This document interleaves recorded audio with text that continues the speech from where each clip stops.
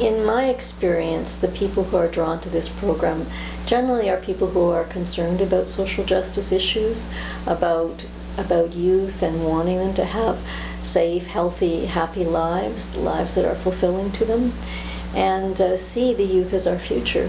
It's facilitation. It's helping a child understand themselves. As a facilitator, you have a unique opportunity to bring a curriculum to life. So you have these words on a page, and as a facilitator, you get the opportunity to sort of take it into a classroom and build on it based on like the energy in the room and the people you have with you. So that's a pretty neat job to have, and it's not something that anybody can do, and it certainly does take a lot of practice.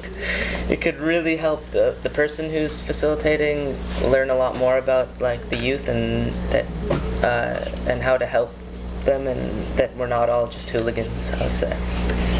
This is my first year doing it, and I've learned so much, and just about what to do in different situations and how to help younger people.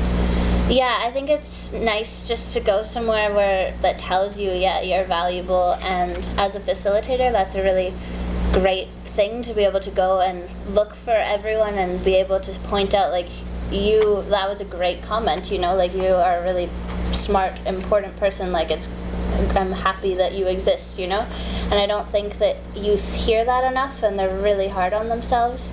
So we're going to do our check-in, and a big part, again, of the R+R program is that when you folks actually come into the classroom with us, it's turning facilitation over to you.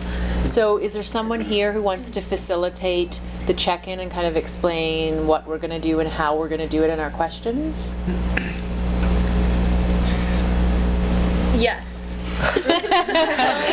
So today, how you're feeling, if there's anything keeping you from being here, what that is, and future plans of yours. What's the connection between respectful relationships and someone having the ability to be able to be clear about what their personal boundaries are? In the curriculum we talk about space, touch, and talk boundaries. Bubble. What? Bubble. Yeah, and the bubble. Yeah. The bubble. This notion of, so again, in our kind of curriculum, the definition is where I end and you begin. So what would be, if you had to name one of your own personal space, touch, or talk boundaries, what would it be? I have a really bad one with my boss because he's just like so touchy-feely and is like really hits close to home with some of the comments he says, but he's just like that, and I have to like accept that because I can't just be like, don't do that, because I would just be like really uncomfortable. And he's like a higher person at my work, like he could fire me, but like that isn't a question of that, I don't think. Can I ask you, so is it more because he's in a position of power, it's a bit more challenging to be clear on your boundaries, or? Kind of, but it's also, he just is like that with everybody. You mentioned in your check-in about like just figuring out what's true for you. It's a big issue for a lot of people at different points. Well, and I think also, like, I remember in grade 8 getting myself into situations that I was like, oh, well, I already got myself into it, so now I can't say no at this point, and so like acknowledging that, like with rape or whatever, that you can say no at any point and it's still valid. And so that's a seed for a role play that could be really powerful. It could just be a 2-minute scene to the lead up to someone saying no. So that's a great idea. When you're like in grade 6 and stuff, you don't really know how to like present yourself or like act towards other people, and so you sort of like listen to whatever other people say. You're like, okay, yeah, that's how I should do it, or like, okay, this is how it should be. I think a boundary is kind of like a line. And then like on one side there's what you would like to happen, and then on the other side there's what you wouldn't like to happen.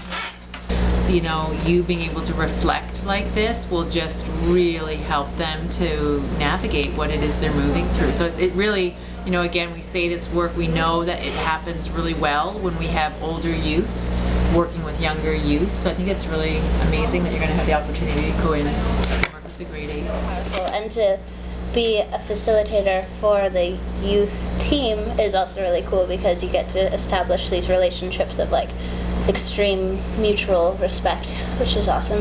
The benefits of facilitating, it's you're helping that investment into the future. So you're a part of it, and you're teaching children these skills that they'll use for the rest of their lives, and it feels really good.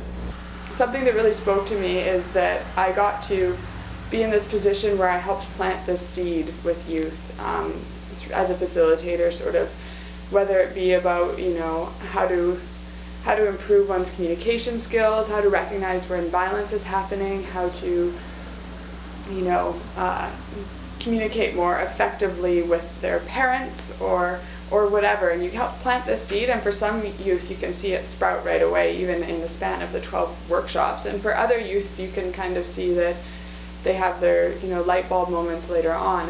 In my experience, I believe this is a way to change the world.